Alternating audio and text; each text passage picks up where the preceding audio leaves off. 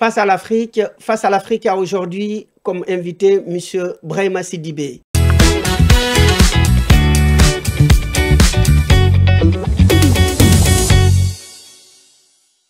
Mesdames, Messieurs, bonjour. Donc, vous êtes sur Afrique 1 dans l'émission Face à l'Afrique.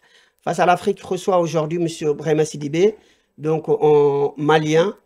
Vous êtes jeune, malien, et aujourd'hui vous êtes sur le plateau pour qu'on parle ensemble le Mali. Le Mali aujourd'hui, il y a des soubresauts politiques et donc nous ferons le point sur cette situation au Mali. Bonjour M. Sidibé. Bonjour M. Soli, bonjour à toutes et à tous. Effectivement, mon nom c'est Brahima Sidibé, je suis doctorant en analyse des discours politiques à CY Paris Université ici en France. Au-delà de ça, je suis également engagé dans la communauté malienne. J'ai été président des étudiants maliens d'Île-de-France pendant 2 ans. En ce moment, je suis candidat également pour la présidence du Conseil national de la jeunesse malienne de France. Très bien. Merci beaucoup, M. Sidibé, pour cette présentation complète. Donc, alors, nous sommes là pour parler du Mali. Donc, en ce moment, il y a de gros problèmes politiques au Mali. Il y a le Premier ministre Choguel Maïga qui a été démis de ses fonctions par, moi j'aime pas le mot junte, hein, c'est le régime actuel militaire du Mali. Tout à fait. Donc, vous pouvez nous expliquer un peu cette histoire de nomination d'un Premier ministre civil, ensuite démission, mais qu'est-ce qui s'est passé réellement? Très bien, c'est une très bonne question et d'ailleurs c'est une question, cette question à elle seule pourrait prendre toute une émission. Je vais essayer d'être assez synthétique pour faire comprendre à nos téléspectateurs. Alors, ce qui s'est passé, c'est que suite au renversement du régime d'Ibrahim Boubacar Keïta en août 2022, il faut savoir que cette revendication était portée d'abord par une partie de la classe politique qui était réunie au sein du mouvement M5, donc du mouvement M5 RFP, dirigé par le Premier ministre, qui n'était pas encore Premier ministre, Choguel Maïga. Et au cours de cela, il y a aussi les militaires qui sont entrés en jeu, qui ont mené le coup d'État. Donc, on s'est retrouvé face à des entités à la tête du pays. Et il faut également savoir que toute la première partie de la transition, donc qui va du 18 août au 24 mai 2021, était sans la partie civile, donc sans le M5 RFP.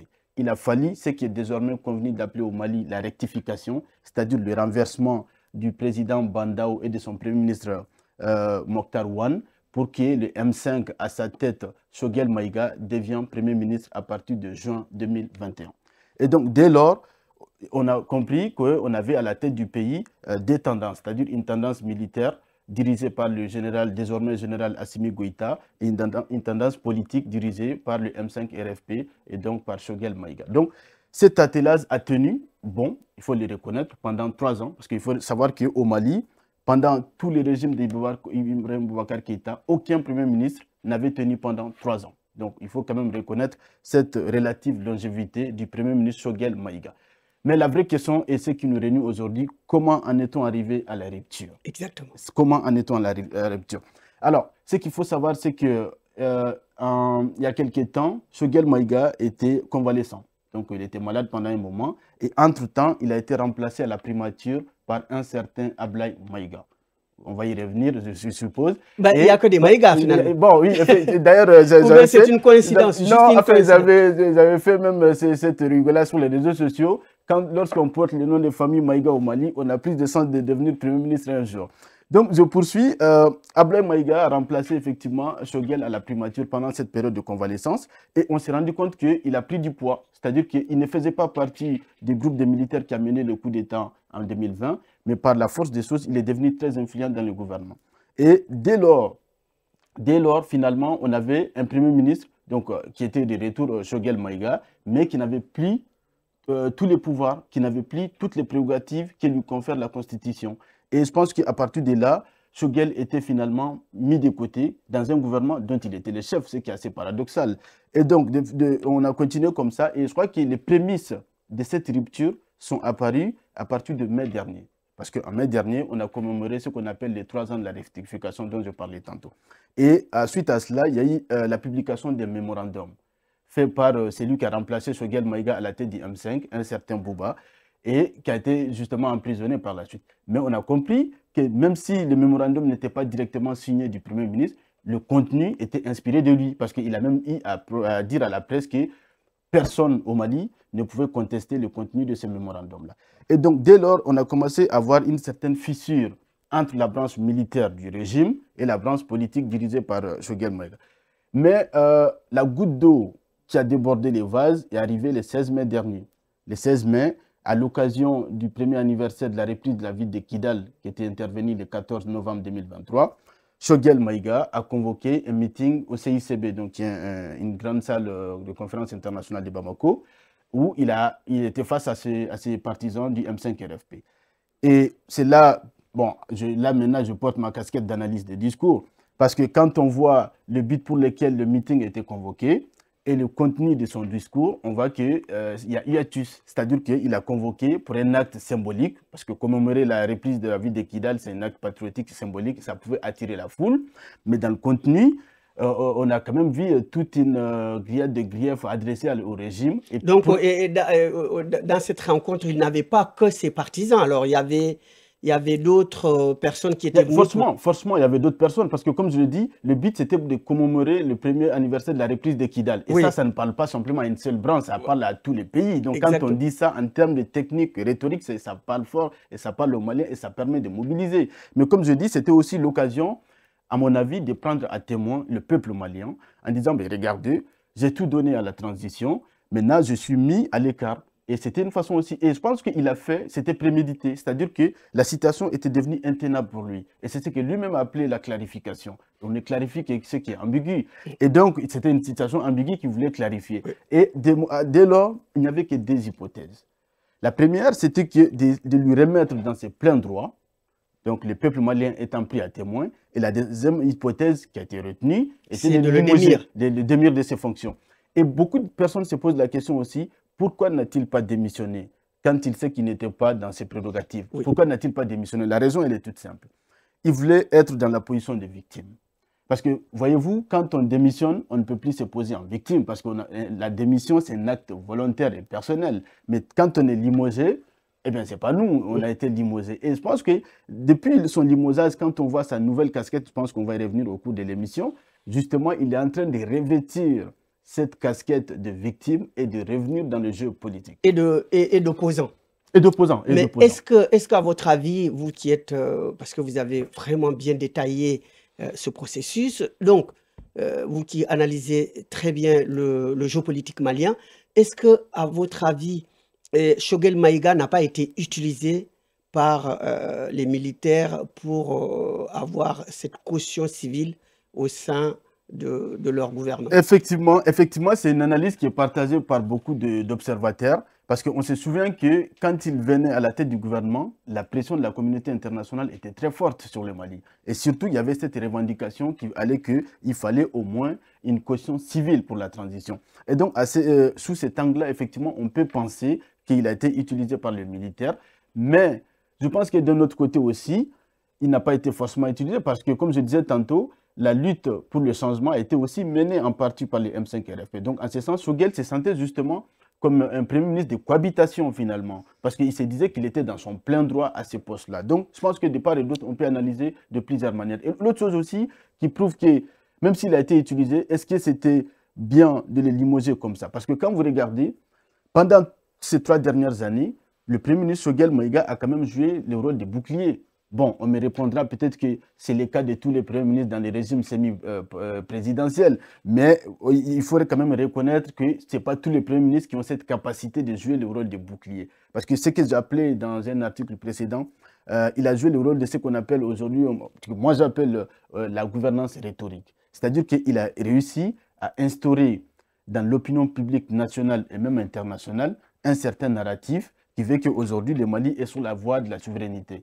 Et ça a été entendu par l'ensemble de nos pays voisins. Et c'est ce qui veut au Mali, d'une certaine manière, d'être respecté sur la scène internationale. Donc, Choguel a joué ce rôle-là. Maintenant qu'il n'est plus au poste de Premier ministre, est-ce que Ablaye Maïga est à même de jouer ce rôle? Sachant qu'il n'a pas le même parcours que Choguel, sachant qu'il n'a pas la même connaissance fine de la classe politique. Et ça, à ce niveau-là, s'il a été utilisé, pourquoi pas? Mais est-ce que c'était l'occasion aussi de se débarrasser de lui quand on sait le rôle qu'il joue? De cette façon-là. Mais est-ce que, selon vous, avant qu'il soit Premier ministre, donc est-ce qu'il a été très populaire? Parce que quand il est devenu Premier ministre, surtout quand il a fait ce discours mémorable Oui, aux Nations à la Unies, tribune des Nations Unies, tout à fait. eh bien, il est rentré au Mali comme Et héros, un finalement, héros. oui, Donc, il a été accueilli par une foule immense. tout à fait. Donc, maintenant, est-ce que le fait de le limoger de cette façon ne va pas lui donner encore une nouvelle légitimité aux yeux de la population malienne? Oui, effectivement, la première partie de votre question, c'était par rapport, est-ce qu'il était autant populaire avant d'être Premier ministre? Non, je ne pense pas. Parce qu'il faut reconnaître que Choguel, c'est quand même un vieux routier de la vie politique malienne. C'est quelqu'un qui a été candidat à la présidentielle depuis 2002. Donc, il a été plusieurs fois candidat à la présidentielle, mais il n'a jamais eu au-delà des 10%.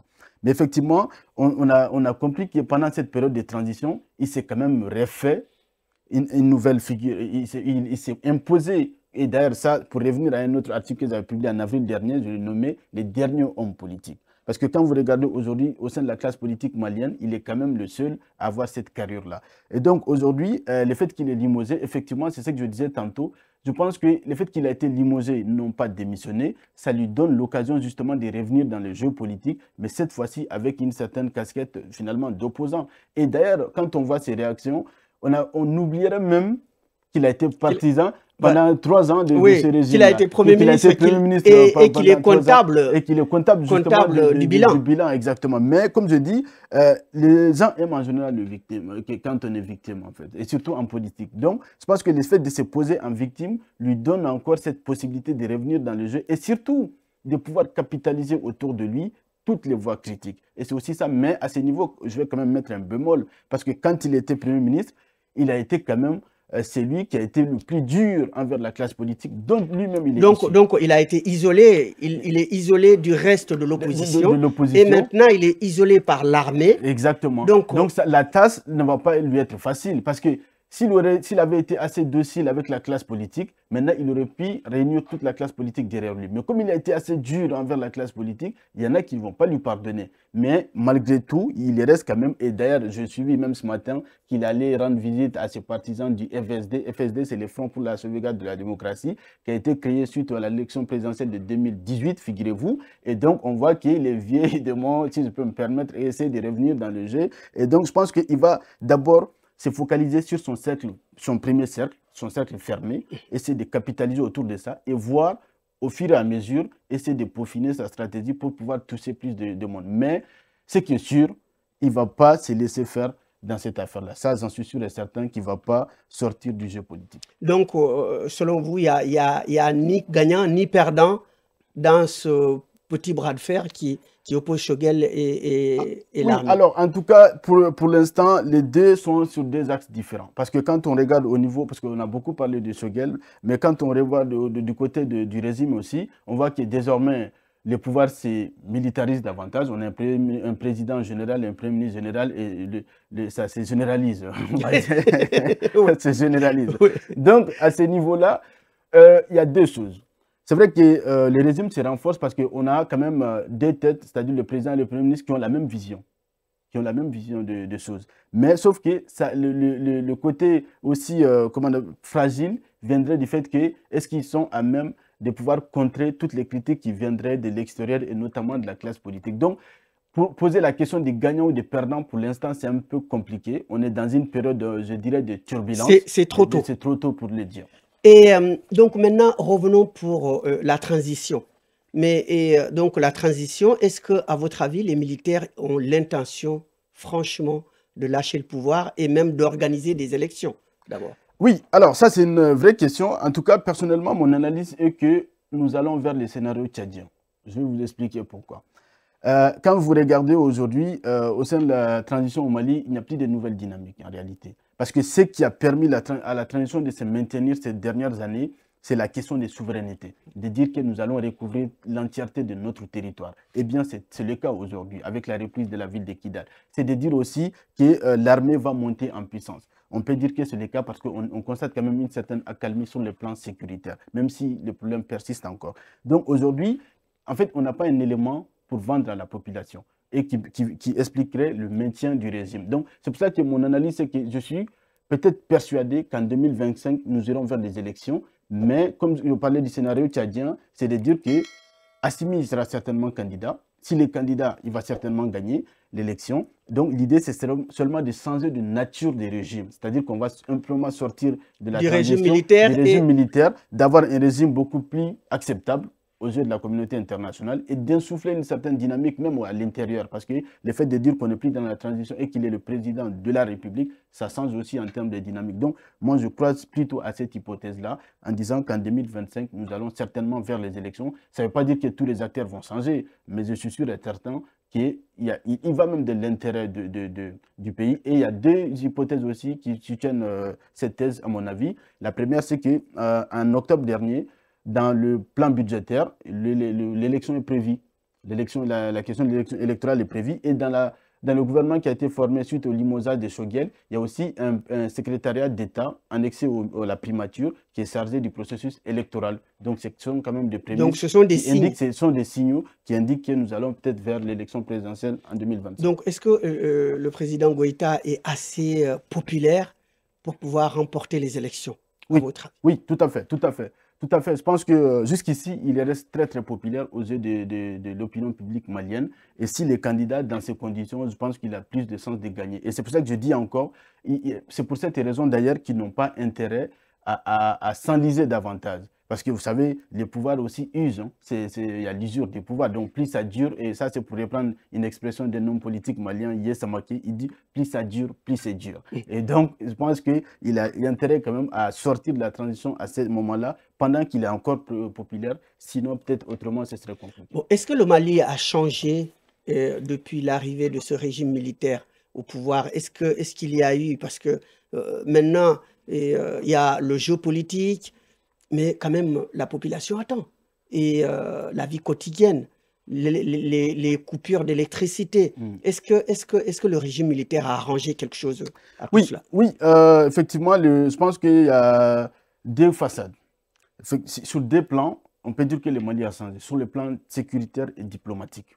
Sur le plan sécuritaire, comme je disais tantôt, on constate quand même une certaine accalmie. Avant, ce sont des camps militaires qui étaient totalement attaqués. Ce sont des villages entiers qui étaient massacrés. Aujourd'hui, ce n'est plus le cas, même s'il y a des attaques sporadiques, mais sur ce plan, ça s'est calmé. Sur le plan diplomatique, on a quand même le contrôle de notre pays, c'est-à-dire le contrôle de notre souveraineté. On peut parler à qui on veut et on peut traiter avec le partenaire que nous voulons. Sur ce plan, ça a changé. Mais effectivement, il y a aussi le côté économique où effectivement les problèmes persistent. Le quotidien des Maliens en termes économiques n'a pas véritablement changé. Et le problème d'électricité c'est même empiré parce qu'avant, on assistait à des délestages en période sèche, c'est-à-dire la période qui va de mars à juin. Mais maintenant, c'est toute la période de l'année. C'est toute l'année. Et on sait qu'on est quand même face à une économie informelle où les gens vivent au jour le jour. Je pense à tous ces couturiers qui vivent au jour le jour, etc. Et donc, pour eux, effectivement, ça reste compliqué. Et l'inflation, les prix. Des prix qui grimpent, effectivement. Donc, oui, sur le plan sécuritaire, il y a beaucoup de choses à dire. Mais vous savez, l'argument qui est aussi vendu, c'est de dire, eh bien, c'est un peu partout. La vie est chère un peu partout. Donc, voilà, c'est ce qui permet aussi finalement de... Mais je pense qu'effectivement, si on peut dire qu'il y a eu des aspects positifs sur le plan, encore une fois, diplomatique et sécuritaire, sur le plan économique, il reste beaucoup de choses à faire. Donc, vous qui êtes un analyste quand même assez pointu de la politique malienne, mais est-ce que l'opposition aujourd'hui a une chance de remporter, même est-ce qu'ils sont même capables de se mettre ensemble? Oui, l'opposition, on a une classe politique qui est totalement désœuvrée. Il y a juste quelques hommes politiques qui sortent un peu du lot, notamment l'ancien Premier ministre Moussa Mara, qui continue quand même à mener des activités, etc. Mais au-delà de ça, on ne voit pas. Et est-ce qu'ils sont même capables de se mettre ensemble? Là aussi, je n'en suis pas sûr. Parce que quand on regarde aujourd'hui, on voit que finalement, il n'y a aucune dynamique qui est en face, qui est proposée. Et c'est ce qui fait aussi que pendant toute la durée de la transition, ça a été l'un bon, je ne sais pas si on peut appeler ça bilan, ça dépend de comment on le voit. Mais pendant toute la durée de la transition, on a essayé de faire comprendre ces narratifs, cette doxa à la population malienne, que tous les maux du Mali viennent des hommes politiques. C'est ce qui fait qu'aujourd'hui, même la politique au Mali est vue d'une certaine manière quand on est homme politique. Bon, voilà. Donc tout cela ne facilite pas non plus la tâche à la classe politique et aux acteurs politiques de se mettre ensemble. Mais ce qui est sûr, et ça je crois que les gens doivent se comprendre, c'est qu'on ne peut jamais effacer la politique dans un pays en fait. Ça, c'est, voilà. On peut peut-être changer des acteurs politiques, mais on ne peut jamais enlever la politique dans la gestion d'un État. Ça, c'est sûr et certain. Et donc, quoi qu'il arrive, il y aura certainement des hommes politiques. Ça, c'est... Mais, en tout cas, actuellement, à l'ère où nous sommes, dire que la classe politique ou l'opposition peut se réunir ensemble et mener cette bataille, je n'en suis pas sûr. L'AIS, donc le Mali est un poids lourd. L'AIS, donc l'un des fondateurs. Et aujourd'hui, est-ce qu'il y a, s'il y a instabilité au Mali, l'AIS, à votre avis, est menacé?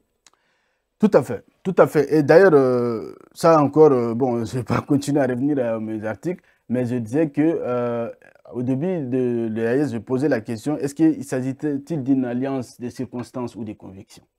Et c'est ce qui fait que le destin, à mon avis, de l'AES est lié aux trois États. C'est-à-dire qu'il suffit qu'un État, un de ces trois États bascule pour que l'AES bascule tout entière. Donc, effectivement, et surtout quand on voit la position du Mali, c'est un peu la locomotive de l'AES. Parce que c'est le premier pays où il y a eu le coup d'État, enfin, je veux dire, ces dernières années. Parmi les trois. Parmi les trois. C'est le premier pays où il y a eu des sanctions de la CEDEAO, etc., qui a mené une certaine bataille face à tout ça. Et donc, effectivement, je pense que le destin de l'AES est lié à tout cela. Et donc, ils n'ont pas intérêt, justement, les trois pays, à ce qu'un des pays soit fragile. Et à ce niveau, je crois quand même qu'il y a du travail qui est en train d'être fait. Parce qu'à mon avis, le maintien de l'AES est à deux dimensions.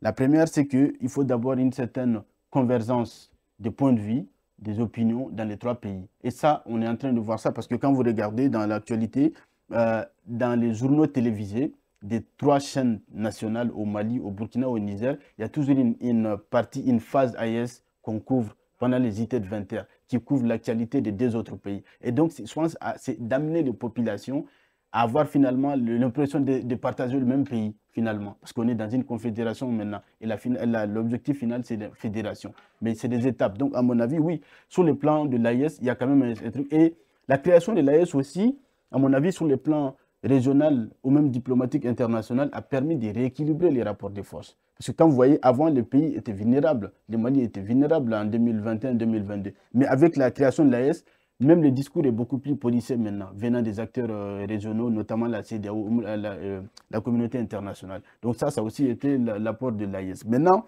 ce qu'il faut faire, c'est d'amener quand même les trois pays à avancer dans la même direction et faire en sorte qu'il y ait une convergence de points de vue, d'opinion dans les trois pays.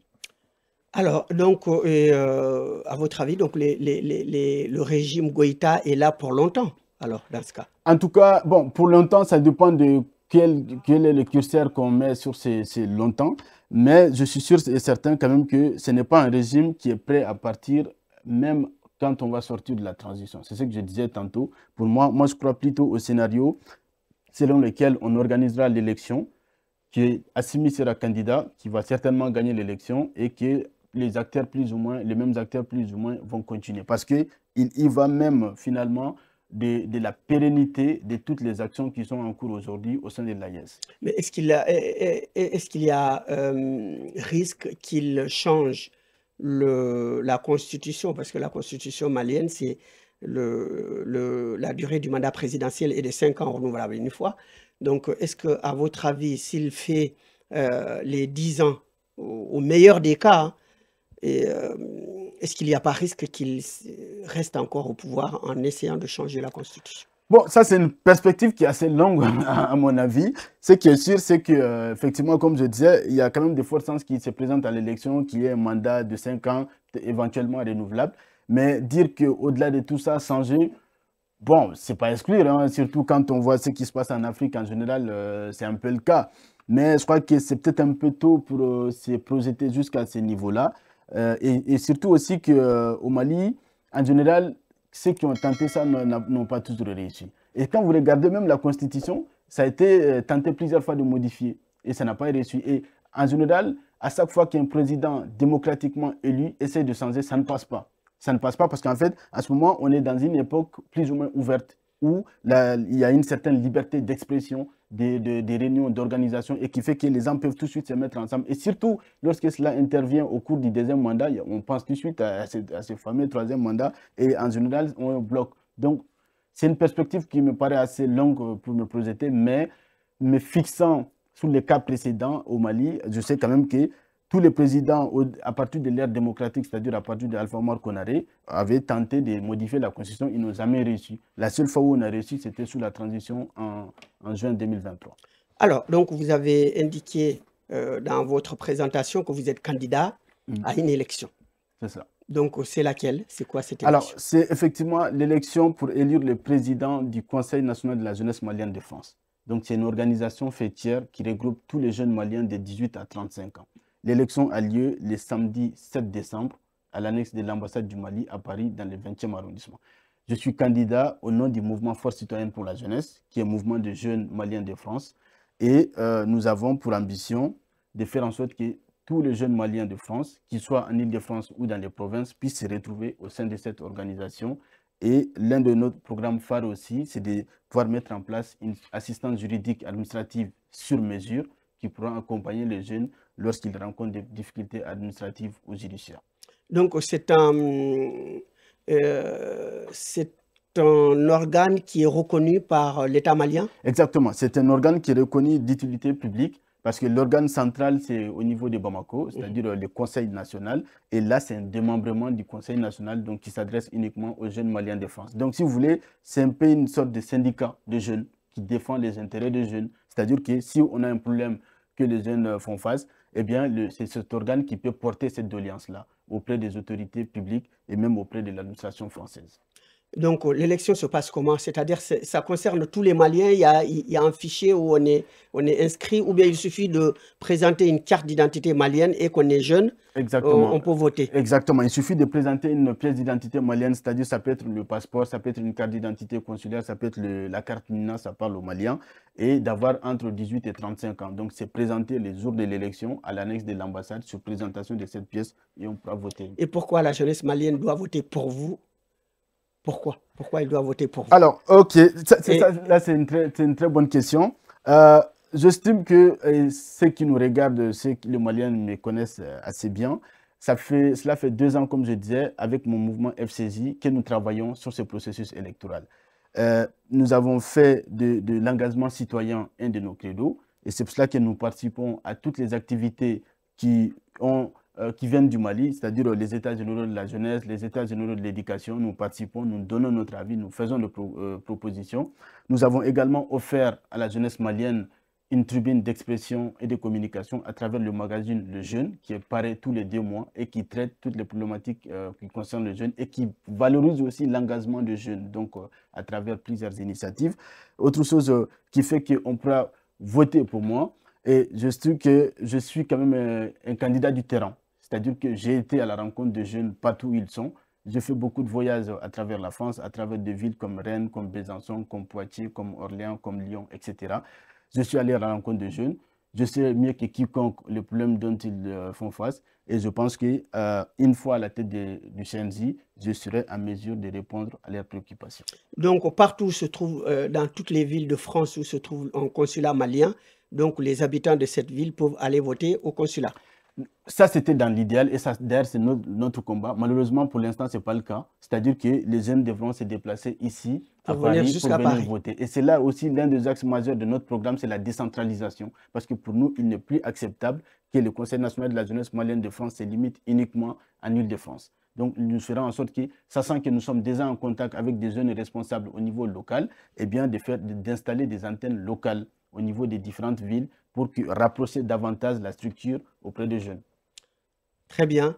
Eh bien, en tout cas, vous êtes très, très efficace et vous avez de très bonnes analyses sur tout ce qui touche la politique malienne. Et vous êtes chez vous ici à Afrique 1. S'il y a quoi que ce soit qui bouge au Mali, eh bien, on fera appel à vous. Avec plaisir. Alors, donc, je remercie les téléspectateurs d'avoir suivi M.